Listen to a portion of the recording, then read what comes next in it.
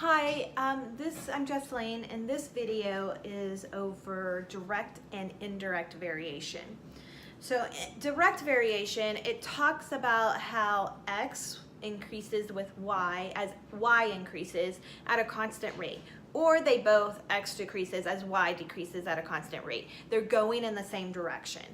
And so what I mean by that is if I have a table and x 1, 2, 3, 4, y 5, 7, 9, 11.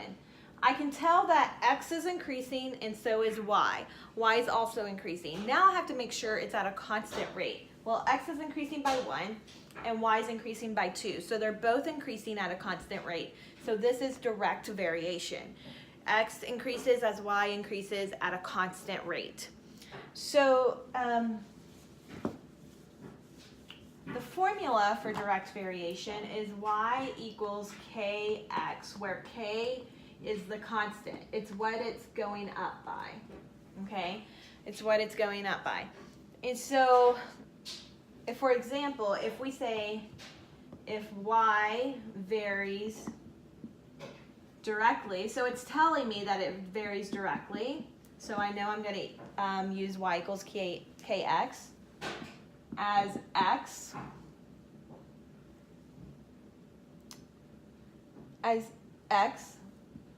and y equals 10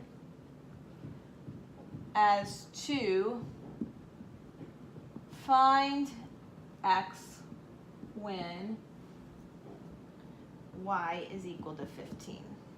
Okay, so we're going to use this. There's two parts of this equation. When it says if y varies directly as x and y equals 10 as,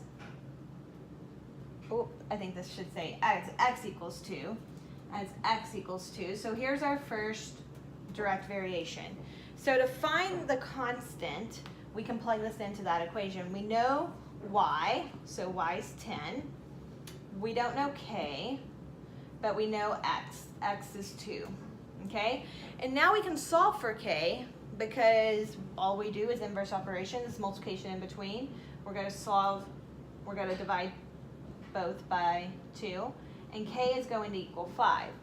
Now that I know k is 5, I can solve this next one when y equals 15, because I know y is 15 and k is 5.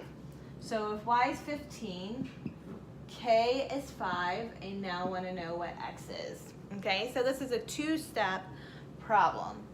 So divide by 5, x is going to equal 3. And so that is our answer for direct variation.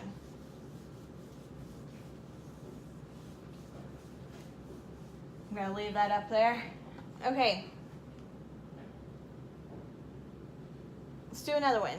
If y varies directly with x, so y and x are varying directly, and we say y is 12 when x is 2, okay? We want to find y when x is 8. So this is the first one we need to do, okay? We need to solve for.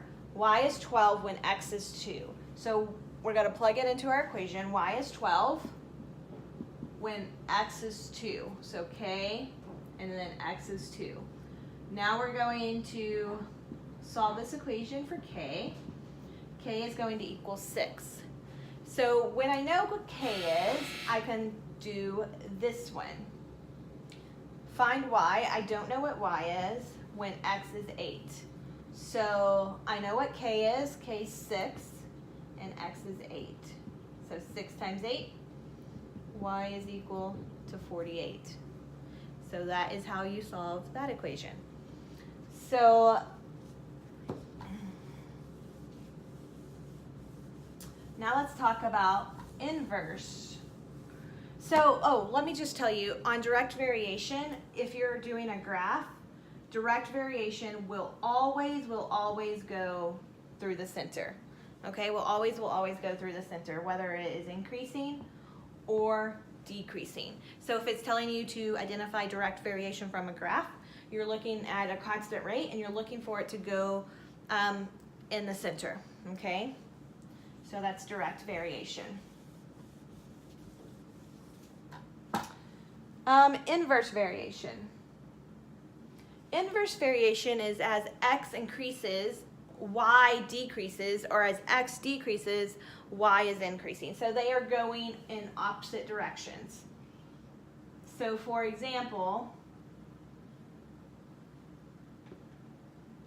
as x is increasing, y is decreasing. And it has to be at a constant rate. So x is increasing by 1, y is decreasing by 2. Okay, so this would be inverse variation because they're both going the opposite directions. So let's do an example. For example, the inverse variation, you might see it two ways. xy equals k, or y equals k divided by x.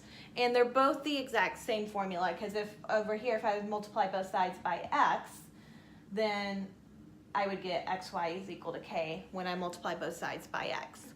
So they're both the same. I usually see this one, but from experience with my students, a lot of them use this one. Doesn't matter. So if I were to say, so if y varies inversely, so we know we're going to use this formula instead of the one we just did, inversely as x, and x is 18 when y is 6, we want to find y when x equals 8. So it told me that it varies inversely, so I'm using this one, and so I'm going to plug it into this formula right here. So x is 18, y is 6, and then equals k. So we have 18 times 6, which k is going to equal 108. So now that I know k, I can use it to solve the second part. Find y, so we don't know what y is when x is 8. So we know what x is, 8. We don't know what y is. We're plugging it into this equation. And we know what k is now, 108. Divide, y is going to equal 13.5. 13.5. And that's what you get when you talk about inverse variation. I'm Jesseline. Thank you for watching.